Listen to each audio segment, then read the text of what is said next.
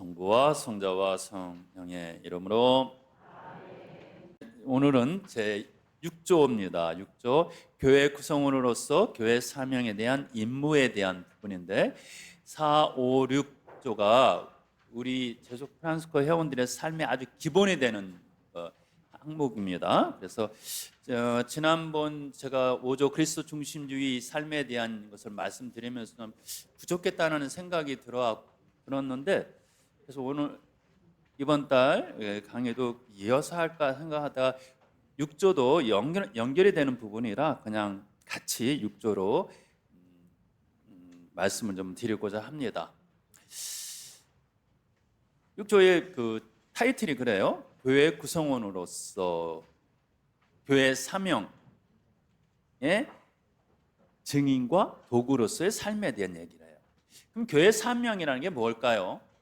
구체적으로 우리가 교회 사명이라는 것 자체를 어떨 때는 너무 추상적으로 생각할 수도 있고, 또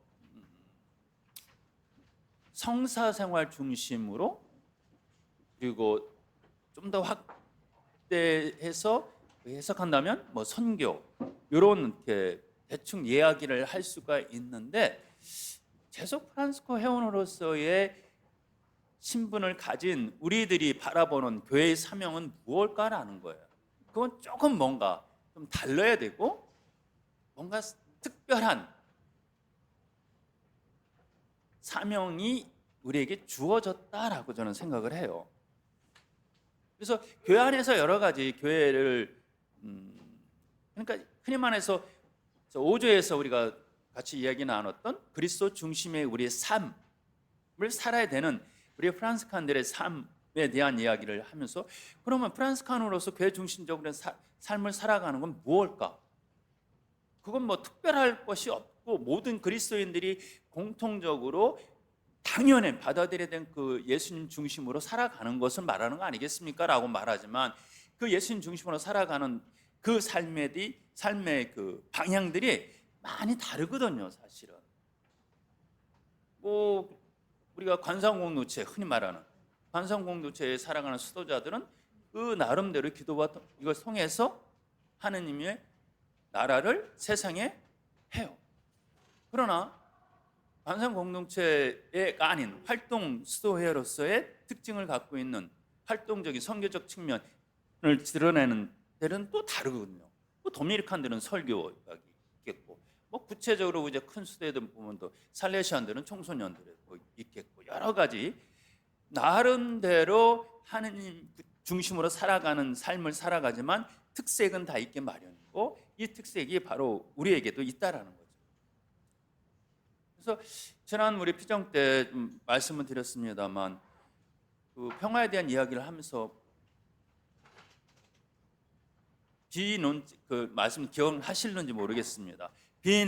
그 논쟁적 대안의 삶으로서의 자궁과 부소유, 이것이 이제 사회과학적 측면에서 다르지만 우리로 얘기한다면 가난한 삶이고,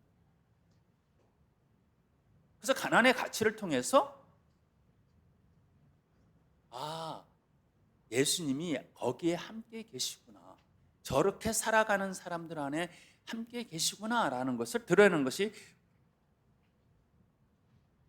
프란시스칸으로서 교회의 사명에 대한 부분이라고 저는 생각을 해요. 그래서 교회 사명의 증인과 도구로서 살아가는 우리의 삶이라는 것은 정말 비논쟁적 삶, 그러니까 다른 사람하고 싸움, 뭐 다툼이나 이런 것이 아니라 그야말로 정말 내가 먼저 고개를 숙이고 내가 먼저 함께 하고자 하는 마음으로 내가 먼저 양보하는 어떤 그런 삶, 많은 갈등들을 유발시키는 소유욕에서 벗어나서 함께 살아갈 수 있는 것이 가치롭고, 그렇게 살아가는 것이 바보스러운 게 아니라 행복하고, 가난한 삶 속에서도 행복하다는 걸 보여줄 수 있는, 그것을 증명해내는 그런 삶을 살아가는 것이 우리의 사명이라는 거죠. 그래서 6조에서 교회 구성원으로서 교회 사명에 대한 임무를 가진 우리가 그렇게 살아가는 것 얘기를 하게 됩니다. 그런데 좀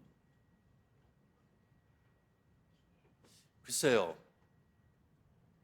가난한 삶을 살아가는 것이 적어도 1회나 2회는 삶의 양식상, 삶의 형태상 비교적 실천하기에 좋은 조건은 좀 그렇고, 네, 그렇지 않아요, 그죠? 그런데 재속성을 지닌 여러분들의 입장에서는 좀 뭔가 가난한 삶도 좀 기준이 좀 다를 수밖에 없어요. 자식들이 있잖아요. 흔히 말해서요, 자식들이 있잖아요. 참 그것을 어떻게 우리가 살아가는 삶 안에서 해석해내는 과정 속에서 정말 하나님 앞에 솔직해야 되는데, 어떨 때 그것을 핑계로 우리가 살아가야 될 삶을 관면을 받고 싶어하는, 스스로 관면을 주는 그런 삶을 또 살아가게 되기도 하거든요. 그래서 이 정말 어떤 면에서는 여러분들이 실천해야 되는 가난한 삶, 자금의 삶은 우리 일회가 실천할 수 있는 가난한 삶, 자금의 삶보다 훨씬 더 힘든 십자가가 될 수 있다는 거죠. 그래서 어떤 면에서 더 가치로운 삶도 될 수가 있겠죠. 저희 이제 가족 모임을 했어요. 토요일, 일요일, 금요일 저녁부터.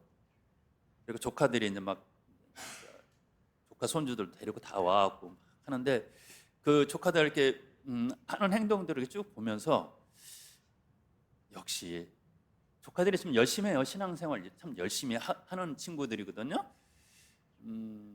그러면서도 그 뭐라 그럴까요? 그 내 자식들에 대한 그 미래에 대해서 이것은 확고한 것 같아요. 우리 아이가 공부를 잘해야 되고, 그러기 위해서 내가 뭐를 해야 되고 하는 그런 것들 있잖아요. 그러면서 뭐 말하자면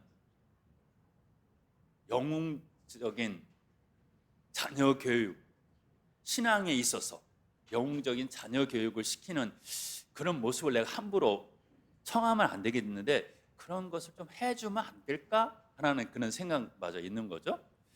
다행히 이제 한 애가 계속해서 한 아이를 너는 신부님 돼야 돼, 너는 신부님 돼야 돼 계속 얘기는 해요.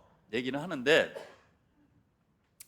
아들이 셋이거든요. 가는 그 조카는 딸 낳으려고 그렇게 했는데 안 돼갖고 아들만 셋인데, 그래서 마지막 그 아들내미가 그 형들한테 오빠 그래요. 제가 그랬고, 너는 네 부모가 그렇게 원했다는 걸 뼈저리게 알고 있는가 보다라는 생각도 하지만, 아무튼 그나마 이제 그렇게 하는 조카들의 모습 보면서 열심히 살려고 애를 쓰고 있구나라는 것만으로 이제 위로는 받지만, 어떤 면에서는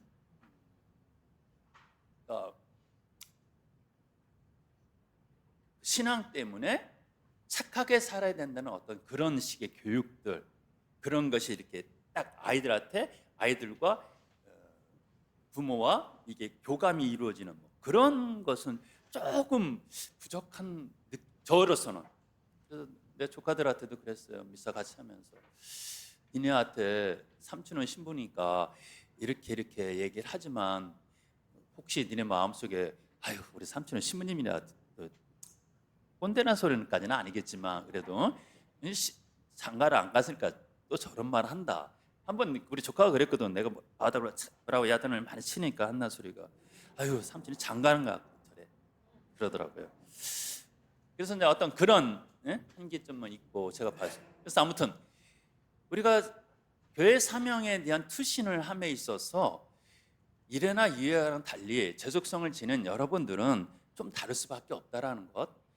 그러나 그것이 더 어려운 하나님의 부르심에 응답하는 모습이고, 그러다 보니 때때로 그 재속성이라는 것이 우리가 실천해야 된 우리의 사명에 대한 관명같이 세상을 살아가기가 그렇게 쉬워요. 신부님은 자식도 없고 가정을 안 꾸렸으니까 저랑 다르잖아요. 그렇게 얘기하시면 안 돼요라는 핑계거리가 될 수도 있다라는 사실. 거기에서 하나님께 정말 내가 하나님 앞에 서갖고 정말 나는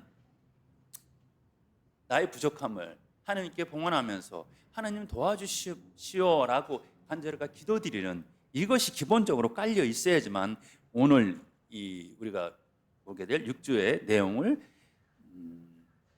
받아들이게 되는 것이 아닐까 싶어요. 실제적으로 구체적인 내용들을 많이 이야기를 하고 있어요. 우리가 어떻게 살아야 되는지. 그래서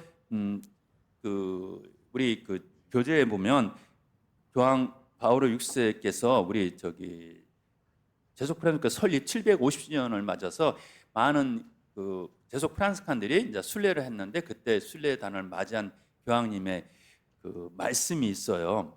근데 제가 읽어보니까 정말 좋아요, 내용. 그래서 그거 한번 읽어드리고 우리가 어떤 사람들이 되는가라는 것을 한번 다시 생각해 보자는 거죠. 그래서 교황님께서 이렇게 말씀하셨어요. 나는 참된 복음을 추구하는 여러분 모두에게 인사합니다. 여러분의 프란스칸 영성 안에서 그리스도를 닮아가는 길을 발견하였음을 알고 있습니다. 나는 여러분을 신뢰합니다. 그 이유는 여러분이 가난의 모범이기 때문입니다. 참된 복음적 가난의 모범을 제시하는 것과 하나님과 이웃사랑의 우선임을 확인하는 것이 여러분의 역할입니다. 이것이 여러분의 계획이고 여러분의 이상이며 여러분의 기쁨의 근원입니다. 나는 여러분을 신뢰합니다. 그 이유는 여러분이 그리스도의 십자가를 사랑하기 때문입니다. 십자가 없이 희생과 노력 없이 그리스도교 정신을 가지는 것은 가능하지 않습니다. 성 프란시스코의 모범이 여러분의 안내자입니다. 여러분의 영성은 성 프란시스코가 그리스도의 순환에 대해 가졌던 열정을 간과하면 안 됩니다. 성인의 오상 성은은 영원한 설교입니다. 사람들은 희생이 없는 신앙생활, 의무와 포기가 없는 신앙생활, 장상이 없고 슬픔이 없는, 한마디로 말해서 십자가가 없는 신앙생활을 원합니다. 그러나 제속 프란시스코의 여러분은 그렇지 않습니다. 나는 여러분의 충실성을 신뢰합니다. 나는 여러분이 항상 나와 가까이 있으면서 성 프란시스코와 함께 그리스도의 교회에 희생적인 지지를 보내주기를 희망합니다. 아주 그냥 간결하게 하지만 6조 내용을 그대로 요약해서 말씀하신 거거든요. 그래서 우리가 가난한 삶의 모범이 되어야 된다는 것, 모범이 되는 것뿐 아니라 그 가난의 어떤 부분들을 이웃과 나누는 사랑을 통해서, 그러니까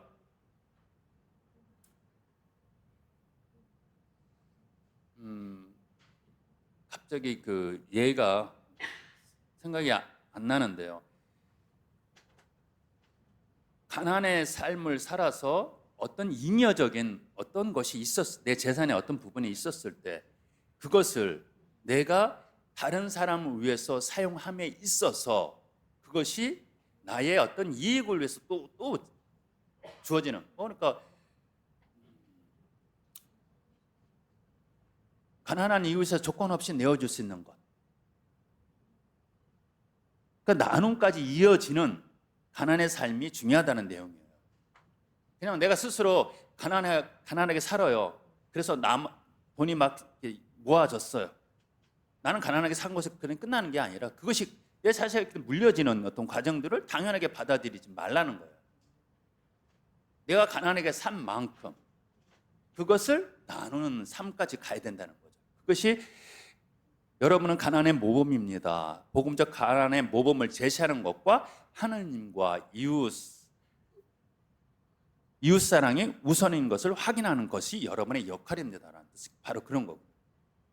그래서 가난한 삶 자체로서 끝나는 것이 아니라 그 가난한 삶이 이웃사랑에 대한 실천에는 가는 것, 이것이 프란시스칸이 교회 안에서 갖고 있는 교회의 사명에 동참하는 모습이고, 이 동참하는 모습이 우리의 역할이라는 거예요. 이것이 아주 기본적이라는 거죠. 그런데 그 삶이 억지로 되는 삶이 아니라 갈라디아서에서 말하는 성령의 열매처럼 기쁨이 드러나야 돼요. 그것이 막 짜증나고 싫은 거예요. 아우, 내가 왜 재속 프란스코에는 내가 이걸 이렇게 해야 되지? 그런 것이 아니라는 거예요. 그렇게 사는 그런 삶을 선택한 내가 행복해야 된다. 그것이 내 삶으로서, 내 표정으로서, 내 언어로서 사람들에게 드러내줘야 된다. 우리는 때때로 누군가를 도와줌에 있어서 생색내기, 제가 좀 생색을 좀 내는 편이거든요. 갑자기 얘기하면서 제가 스스로 반성이 되는 게 있어요. 우리 탈북자 애들 장학금도 주고 아이들 필요하다고 그러면 이렇게 어떤 때 이제 지원도 하고 하는 일들이 있죠. 그런데 아이들이 그 도움 받고 난 다음에 입을 싹 닦는 경우들이 많아요. 그래서 생색을 내요. 마, 너는 받았으면 고맙다는 얘기를 해야 되는 거 아니야? 저 스스로는 그렇게 얘기를 해요. 왜 그러냐면 이 아이들한테 감사하는 어떤 마음을, 이게 사회주의 국가 특징이라고 누가 그러긴 그래요. 그래서 러시아에서 우리 선교사로 지냈던 우리 형제들도 얘기하는 그게 들어보면 사회주의를 배급의 문화를 겪었던 그 지역들은 누군가에게 도움을 받는 것은 내 것을 내가 찾아온다는 생각까지 있다라는 거예요. 그러니까 공동으로 나눠야 되잖아요. 그죠? 공산주의 국가잖아요. 그죠? 그러다 보니 네가 정상적이지 않게 뭔가 더 가졌어. 그러니까 네가 나한테 나눠야 되는 건 당연한 거야 라는 그런 게 의식이 있는 것 같다라고 얘기하더라고요. 그래서 그런지 몰라도 우리 애들이 그걸 잘 못해요. 그러면 이제 장학금을 이렇게 쭉 보낸 다음에 이렇게 문자라도 안 오면 야, 고맙다는 얘기를 해야 되는 거 아니야? 제가 이렇게 해요. 그게 이제 비굴하게 만들려는 뜻은 전혀 아니죠. 에? 그러나 감사할 줄은 알아야 되는 건데 그게 없는 거죠. 그런데 아무튼 우리가 전통적인 교회 안에서의 나눔은 그 상대방이 감사하다는 표현을 하든 안 하든 상관없이 이루어지는 거고, 어쨌든 누군가를 도와줬는데 도와준 것에 대해서 이 친구가 어떤 감사 표정 안에서 기분이 상하면 안 된다는 거예요. 내가 한 것이 행복해야 되는 거예요. 여기까지. 그 이유는 예수님의 십자가에 있다. 예수님의 십자가를 바라볼 때 우리가 이렇게 말할 수 있어요. 나 때문에 돌아가셨다고 그러는데 내가 뭐 돌아가시라고 했어? 왜 당신 혼자 죽고 고통받고 죽고서 나한테 왜 죄의식을 자꾸 불러일으키셔? 그렇게 말할 수 있을까요? 있어요. 있어요. 저는 2000년 전에 그것도 지리적으로도 이렇게 떨어져 있는 그때 그분이 그렇게 돌아가신 것이 지금의 2000년이라는 세월이 지난 다음에 지금의 이렇게 멀리 떨어져 있는 나한테도 계속해서 유효한 하나님의 희생일까? 라는 생각을 해봐요. 만약에 저희 뭐 여러 가지 만약이라는 단어가 참 어리석은 거지만 저희 어머니가 6.25 전쟁으로 굉장히 어려웠고 근데 피난와서 자리를 잡은 곳이 성당 밑에야. 그리고 성당에서 그때 마침 배고픈 사람들 밀가루를 나눠줬어. 어머니가 밀가루 받으러 성당에 다니기 시작해주고 안 다니셨으면 내가 신앙을 가졌을까? 그럼 내가 신부 안 되고 장가 갈 수 있었을 텐데. 이런 거. 그러면서 십자가가 왜 나한테 이런 영향을 줬지? 내가 왜 십자가를 계속 기억해야 되지? 내가 왜 희생을 해야 되지? 우리 어머님 맨날 그러셨거든요. 저 싸움 못하게 하려고. 싸움도 잘 하지도 못하는, 키는 컸지만 제가 그런데 매번 때린 놈은 발 뻗고 못 자도 맞은 놈은 발 뻗고 잔다. 그러니 너가 양보해라. 그게 그렇게 싫었어요. 그런데 그걸 계속해서 어머니는 얘기를 늘 하셨어요. 그런데 그 십자가라는 것을 제가 이제 가장 깊게 십자가의 그 희생과 의미를 알게 되었던 것은 사실은 이제 학생 때 그 운동 같은 거, 공정부 투쟁 같은 거 조금은 했었거든요. 그때 그 정말 정의를 위해서 일하는데 왜 잡혀갖고 우리가 맞아야 되지? 정의를 위해서 많이 애썼던 그 사람들이 왜 교도소 가서 저렇게 고생을 해야 되지? 그럼 저 사람들의 그 활동은 너무 무의미한 건가? 손해만 보는 건가? 왜 저들은 저렇게 하고 나는 왜 이렇게 억울함을 당해야 되지? 그것이 가장 컸어요, 사실은. 그런데 그 희생이 누가 뭐래도 우리나라 민주화를 이뤄냈거든요. 삶의 가치를 높여놨거든요. 그러니까 어떤 사람의 희생이 그 희생으로 끝나는 것이 아니라 그 희생은 살아가는 공동체 안에 영향을 준다는 사실. 분명하게 영향을 준다. 그것이 무의미하게 끝나는 게 아니라는 거예요. 그러니까 먼 옛날에 나와 전혀 무관했던 지역에 예수님께서 그렇게 희생하셨지만 그것이 지금의 우리에게 있어서 삶을 어떻게 살아가야지에 대한 질문을 던지게 되고 희생이라는 것이 무의미한 것이 아니라는 거예요. 그것이 그러니까 쉽게 말하면 내가 하나님으로부터 이만큼 받았는데 너가 적어도 이만큼 받은 것만큼 생각해봐. 너한테 생명을 줬고 부모를 줬고 등등등등 얘기를 해요. 그거는 의미가 없어요. 의미가 있어요? 의미가 없어요. 그건 괜히 하는 얘기 같아. 그런데 누군가가 나가 어떤 일들을 어떤 행동을 함으로 인해서 그것이 가져다주는 큰 기쁨이라는 게 있거든요.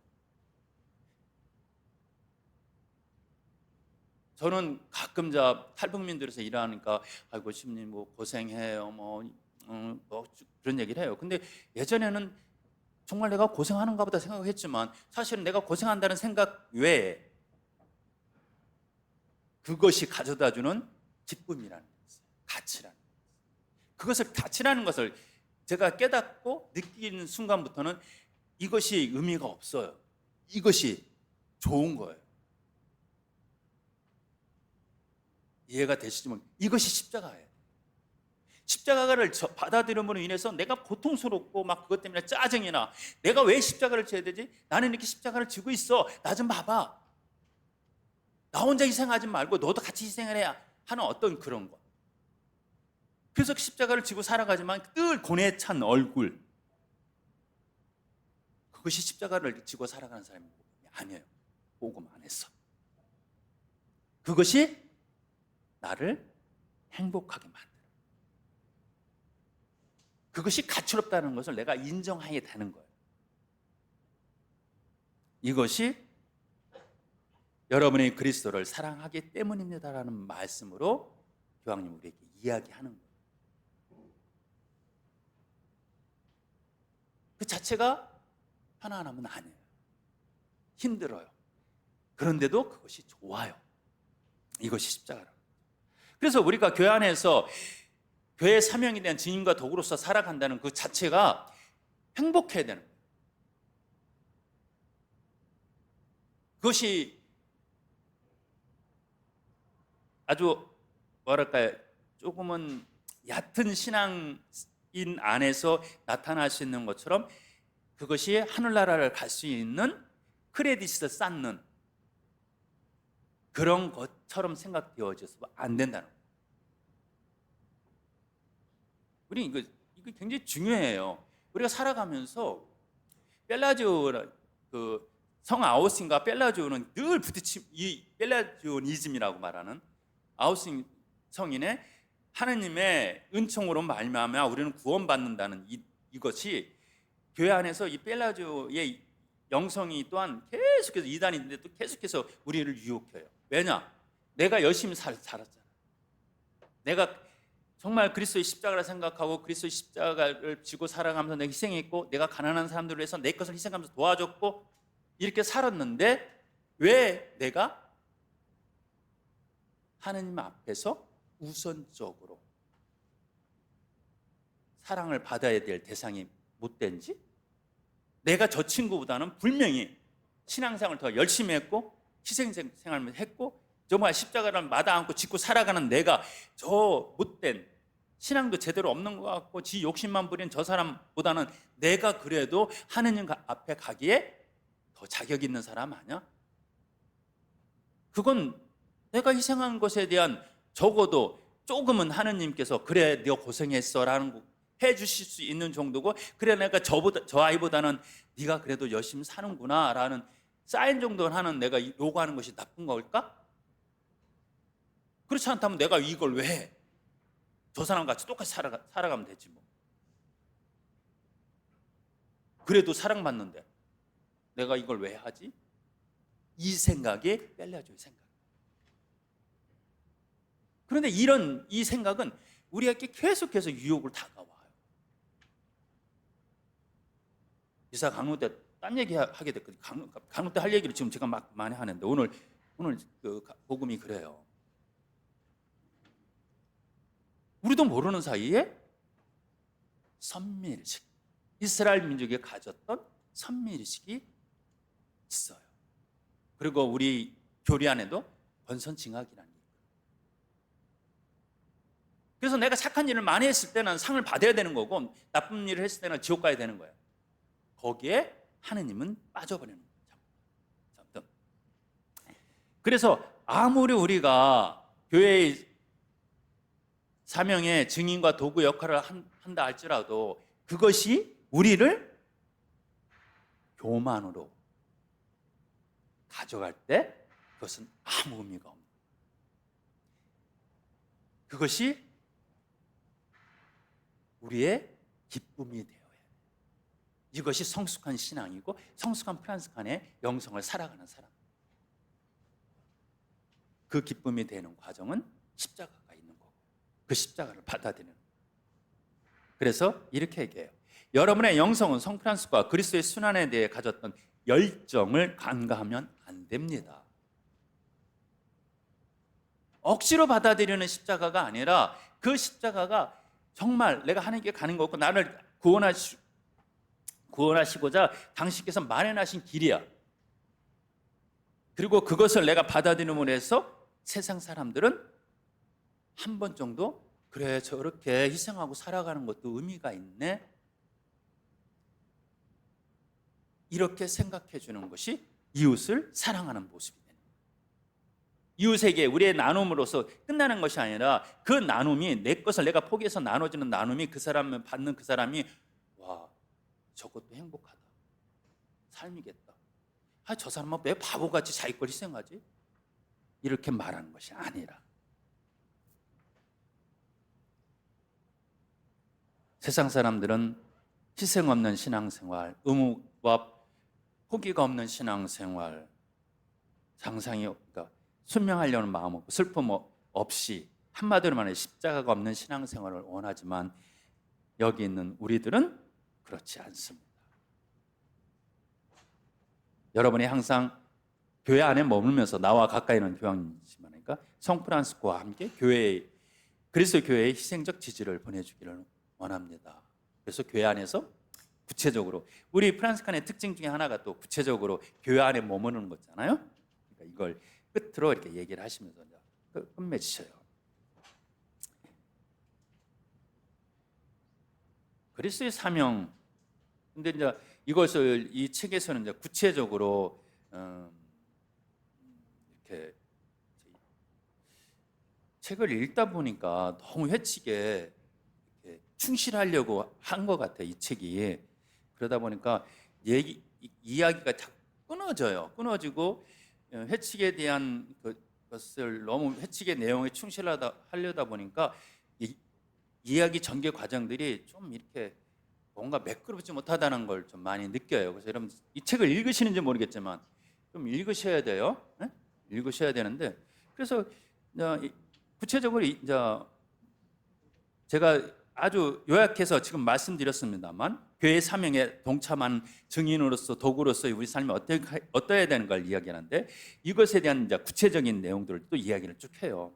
그래서 세례성사와 서약이라는 단어를 갖고 우리가 그럴 것을 그렇게 하겠다는 것을 하느님께 약속드렸다라는 것을 이제 이야기하게 됩니다.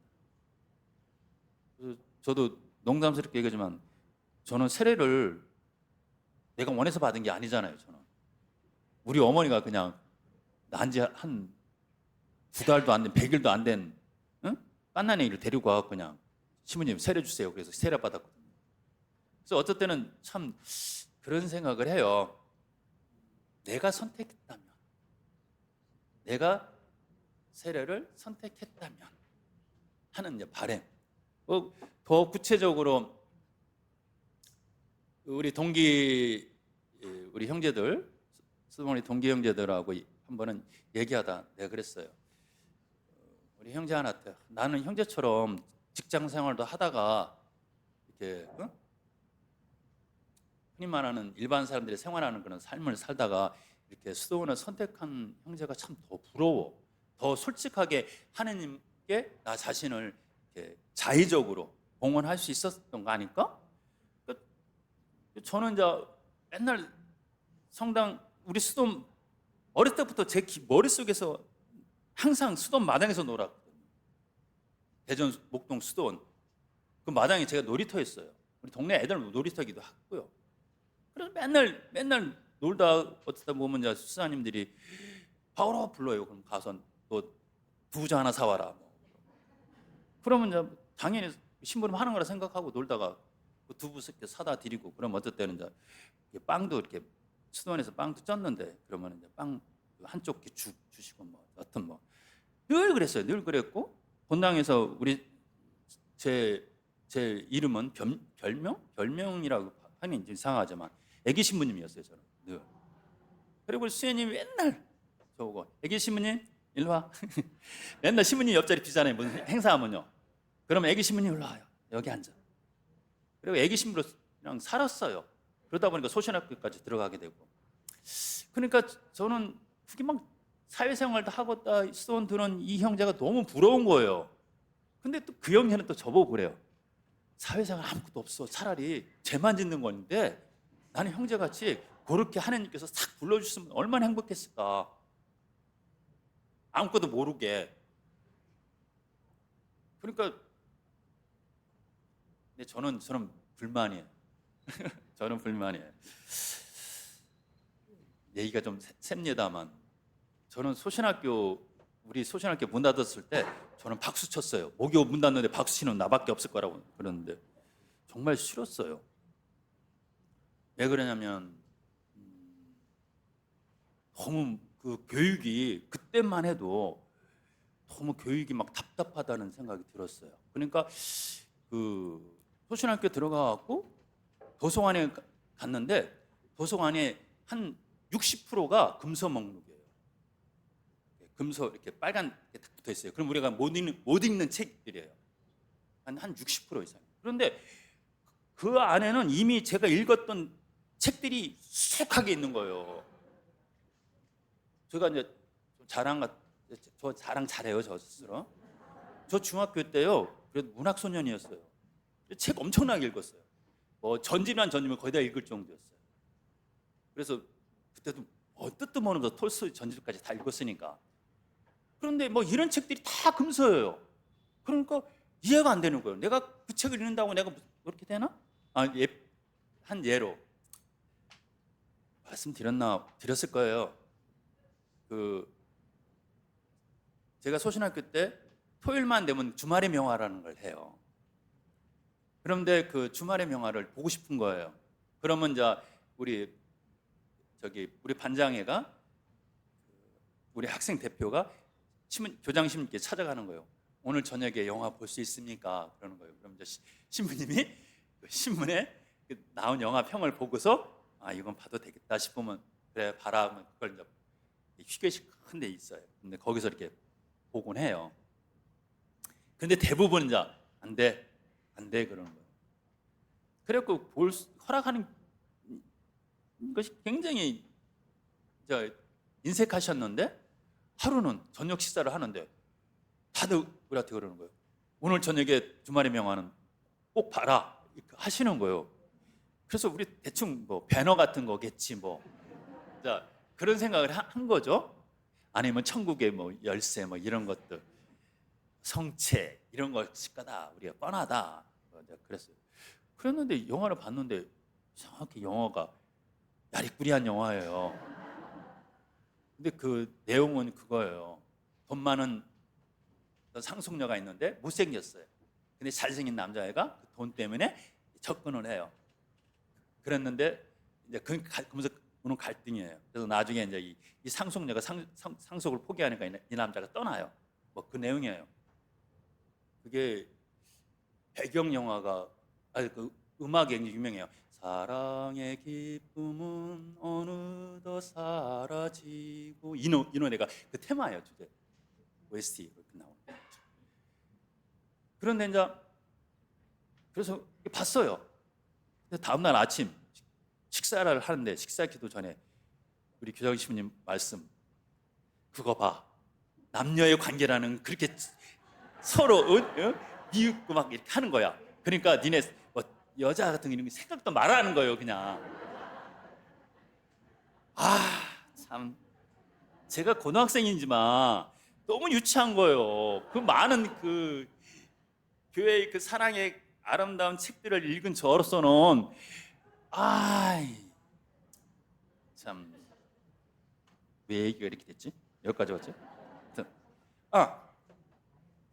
그렇게 제가 교육을 받다 보니 늘 아닌 것 같다는 생각이, 나도 뭐 체험 좀 해봤으면 좋겠다라는 생각들이 늘 있었죠. 그러다 보니까 사회생활 하다 들어온 형제나 보면 막 그래요. 근데 그 형제는 똑같이 저한테 또 그러는 거예요. 나는 형제처럼 그렇게 세상에 그런 것들을 안 보고 하느님만 볼 수 있게끔 이렇게 된 그런 삶을 나한테 하나님께서 허락해 주셨다면 정말 행복할 것 같아. 그래요.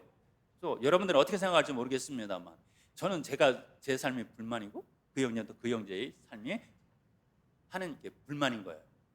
그런데 지금 이렇게 세월이 꽤 지난 다음서 이렇게 느끼는 것은, 하나님께서 불러주신 것이 뜻이 있다라는 생각이 들어요. 그 사람에게 맞게끔 불러주시는 것도 있겠구나. 그것을 감히 생각하게 돼요.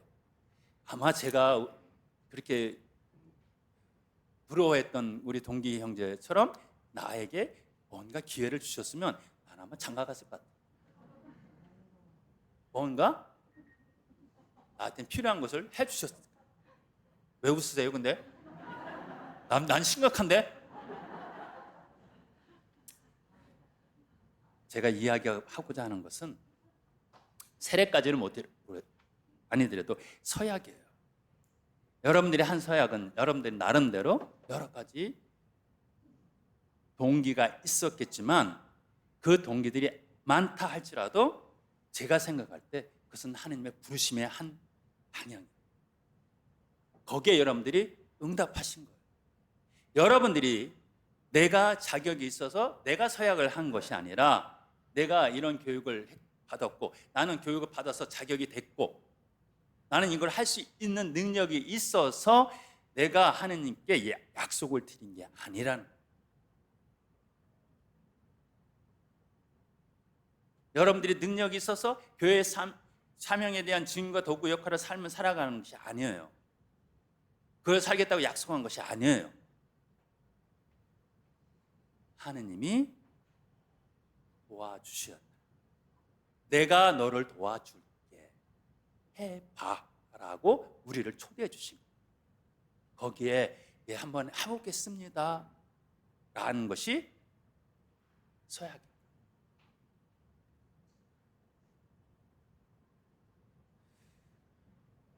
때때로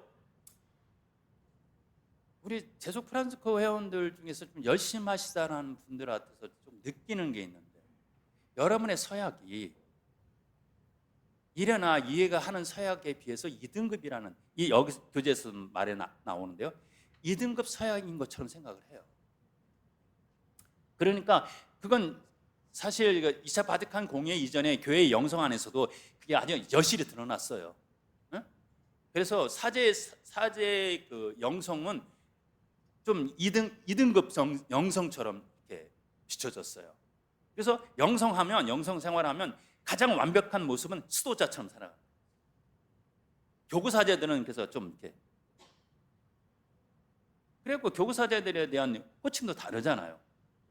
수도 사제들은 파더라는 단어 쓰지만 저기는 그 아버지라는 단어 안 써요. 그리고 아마 돈, 그렇죠? 돈가미노 심리 같으면 돈, 님 뭐 그런 정도예요. 그래서 호칭도 달랐어요. 그렇게 분명히 뭐 존경하는 님 뭐 이 정도 되겠죠? 그래서 교회 안에서 전통적으로 가장 완벽한 것은 수도자처럼 살아가는 것을 얘기해요. 그러나 2차 바티칸 공회 이후에 교회에는 다양한 영성들에 대해 가치를 발견하게 됐고, 그 다양한 가치들이 나름대로 고유한 특성과 부르심이 있다는 거예요.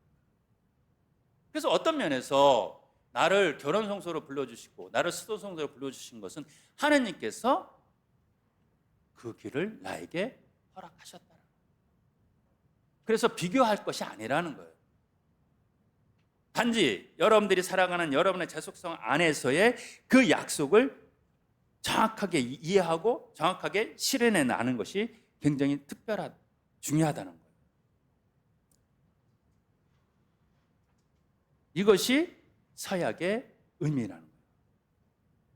이런 서약을 통해서 이제 그 서약은 개인적인 하느님과의 약속으로 머무는 것이 아니라 교회 공동체 앞에서 서약을 함으로 인해서 교회 공동체 안에서 공적인 약속이 되는 거예요. 그러니까 살아도 되고 안 살아도 되고, 사람 능력이 있으니까 뭐 이렇게 살아도 되고 이것도 아닐 수도 있어. 뭐 굳이 그렇게 해야 돼라고 말할 수 있는 게 아니라는 거예요. 이것은 교회의 전통적인 영성 안에서의 그 기조이기도 해요. 예를 들면 우리가 성사에 인효성과 사유성이라는 말을 써요. 그러니까 우리가 성사를 내가 흔히 말해서 내가 생각할 때 저 신부는 속화된 신부라, 저 신부가 바람났다는 소문이 많아. 그런데 저 신부가 미사를 드려? 저 미사가 유효해? 이거거든.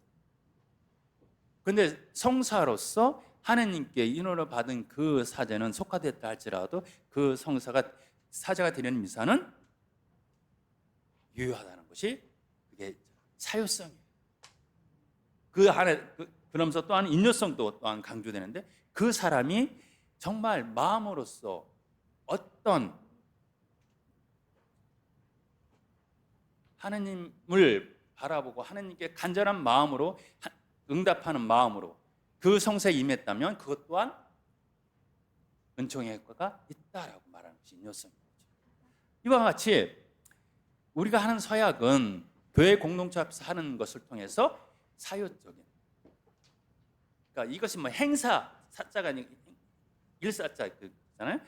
그러니까 어떠한 예식을 거친 것이 단지 그냥 내가 했다라는 것을 자랑하고 싶어서, 어떤 내가 잘 수업을 마쳤다라는 것을 이렇게 하는 행사가 아니라 교회 공동체 앞에서 이제 공적으로 내가 그 삶을 살아가겠다는 약속인 거예요.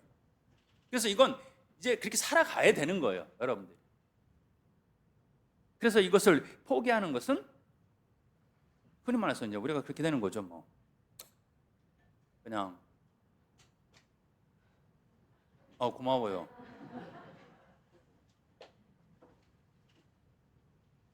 교회 공동체 안에서 그것을 살아내므로 인해서 그것을 통해서 하느님께서 나를 도구로 사용하심으로 내어놓는 것이 이게 서약의 의미인 거죠.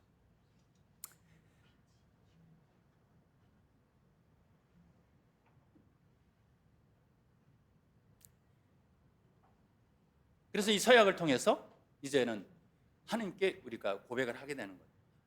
저 사람이 제속 프란스코 회원으로서 누가 물어볼 수 있잖아요. 제속 프란스코가 뭐예요? 그랬을 때 우리는 공적인 것과 사적인 두 가지를 다 증거해야 되는 거예요. 우리가 공적으로 증명할 수 있는 것들은 또 있죠. 우리는 성 프란스코에 따라서 뭐 등등등등등등, 예? 교회 인가된 뭐 여기고 뭐 등등등 이런 회칙도 있고 회칙에 따라 삼고 이런 것들이 우리가 말할 수 있는 것이죠. 이게 공적인 거예요. 사적인 건 뭘까요?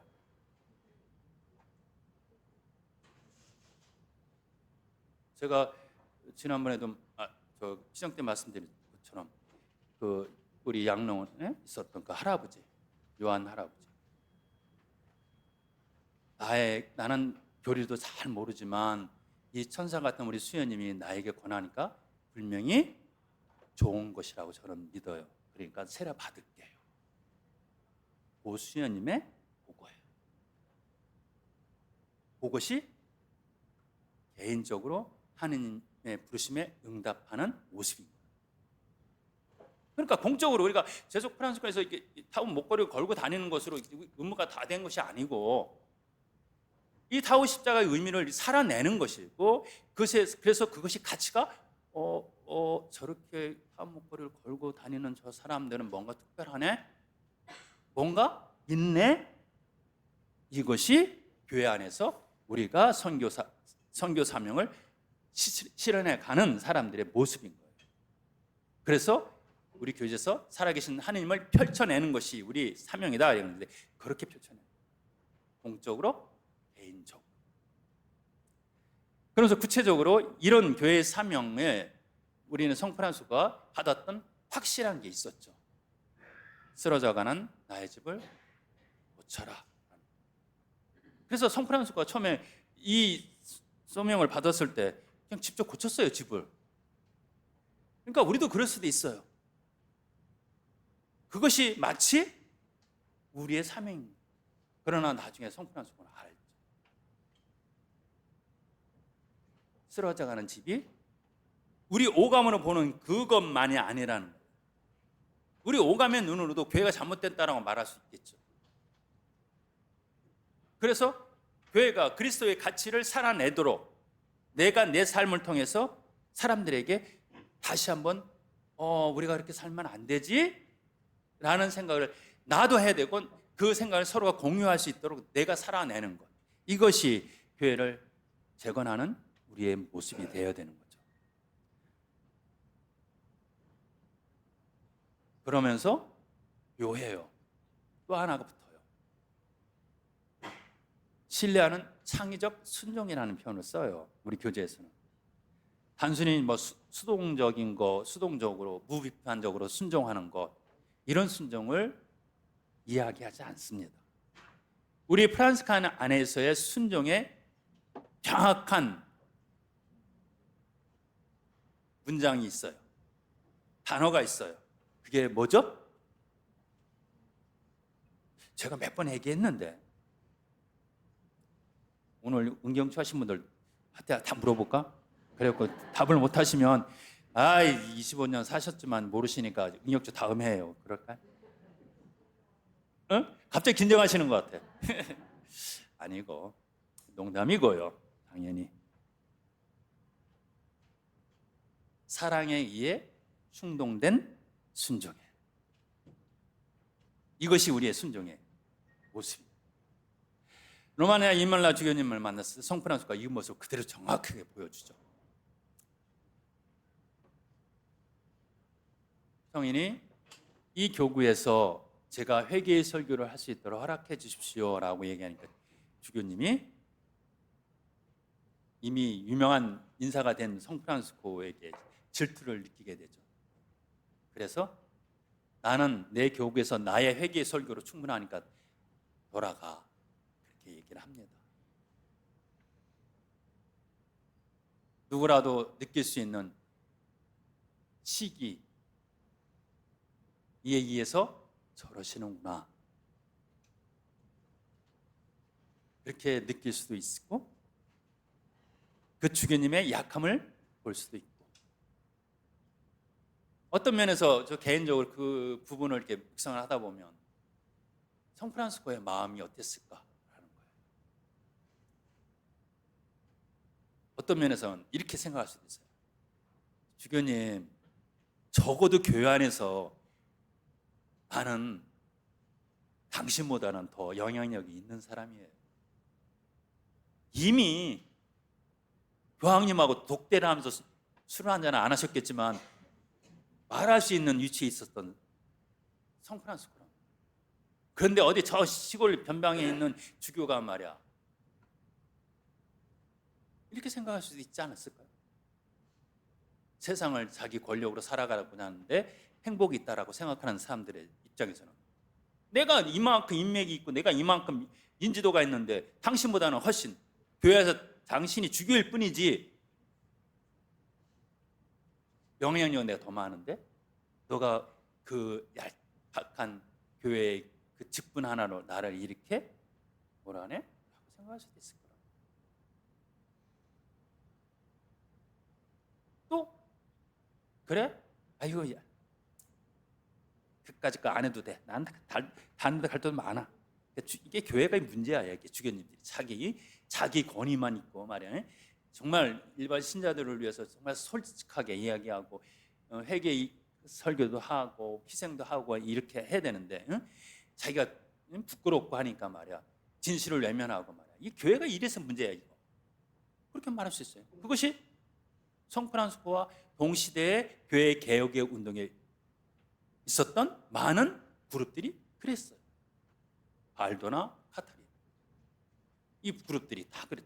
다 이제 나중에 그 사람 다 없어졌지만 여기에서 성프란스코가 보여준 순종이라는 개념에 사랑이라는 것이 들어가요. 그분에 대한 사랑이. 또 한편으로는 회개의 설교를 전해야 되는 대상이 되는 신자들에 대한 사랑이에요. 그 사랑으로 이것을 이루어내야 되는 거예요. 그래서 어떻게 해요? 뒷문으로 해서 주방으로 해서 다시 들어. 주교님이 왜 왔어? 가라고 했는데 충실한 자녀는 아버지의 곁을 떠나는 게 아니에요. 낮춰요. 그 사랑, 한 영혼을 또는 그 교구의 전체 영혼들을 사랑하는 그 사랑, 기꺼이 순종이 이루어지는 거죠. 그래서 우리 프란스칸의 순종은 수동적이거나 무비판적인 어떤 순종이 아니라, 무비판적인 순종에 대해서 우리 자꾸 나와요, 많이. 그죠? 그래서 뭐 미나리로 하니까 나무를 갖다 거꾸로 꽂아라, 그러니까 그것에 대해서 합리적으로 따지지 말고 가서 꽂아. 그러니까 꽂았는데 막 정말 거기서 자라요. 그래, 순종을 이렇게 하는 거야 라고 얘기지만 사실 저는 좀 그거는 기적의 어떤 예와 같은 경우지 그건 아니에요. 우리가 하게 되는 이 순종은 사랑에 의해서 상대방이 정말 불합리하다 할지라도 받아들일 수 있는, 그런데 그것이 멍충이 같은 그런 식의 수동적인 거나 그야말로 무비판적인 것이 아니라 계속해서 성프란스코가 보여줬던 것처럼 다시 또 말씀드려요. 싸우자고 하는 것이 아니에요. 네가 오라 내가 오라 싸우자는 것이 아니에요. 사랑으로 계속해서 해내는 거죠. 이것이 우리가 교회 안에서 보여져야 되는 사랑에 의해 충동된 신앙의 삶이에요. 증명이에요. 그래서 결과적으로 우리가 본당 안에서 사제들과 관계를 맺고 살아갈 수밖에 없는데, 그런 관계들 속에서 좀 글쎄요, 어떤 자세가 필요할까요? 저는 제 젊은 시절에 참 좋은 우리 재속 프란스코 회원들을 많이 만날 수 있었어요. 기회가. 지금도 막 기회만 되면 많이 재속 프란스코 회원들에게 우리 일회와의 관계는 이래야 됩니다, 본당 신무회와의 관계는 이래야 됩니다라는 예화로 많이 제가 이야기하게 되는 것이, 제가 어느 공소 회장님이셨는데 공소 미사하고 그 공소 회장님이 우리 사미원이셨어요. 그런데 제가 있던 본당에 어떤 거린이 아주 못된 짓을 했고 내가 했거든요, 한번. 그때는 저는 이게 이래야지만 야가 버릇을 고칠 거라는 생각을 했었어요. 사실 솔직하게. 자꾸 술 먹고 와서 뭘 달라고 해서 안 주니까 그냥 제가 없어지니까 우리 사무장 자매 있는 데서 바지를 내려고 막 오지 마. 그래서 이건 버릇을 고쳐야지만 다시는 이런 못된 짓 안 할 거다라고 생각. 합리적이었어요, 제가. 저 나름대로는 저 사람을 제대로 고쳐놔야겠다는 생각이 있었고, 미움도 화남이 있었지 미움은까지는 없었고, 이것이 옳다고 생각한 거예요. 그 얘기를 제가 우리 이제 미사 끝나고 회장님하고 같이 이제 항상 점심을 같이 먹었는데, 먹으면서 제가 강론 때 얘기했던 것 같은 얘기를 했어요. 근데 이제 식사를 다 끝나고 우리 회장님이 이제 식탁을 옆으로 싹 밀더만 무릎을 다 꿇고 얘기하시는 거예요.